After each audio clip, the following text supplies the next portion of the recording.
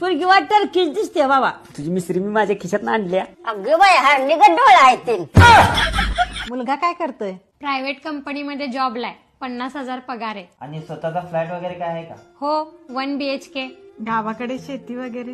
हो आहे की 20 गुंठ आहे. मला नाही लग्न करायचं. माझ्या खूप मोठ्या अपेक्षा आहेत. काय अपेक्षा आहेत?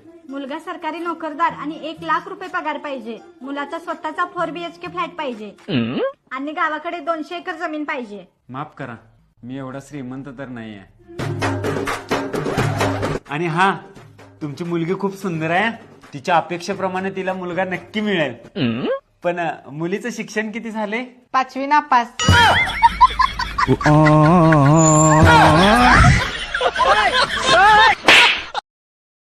Download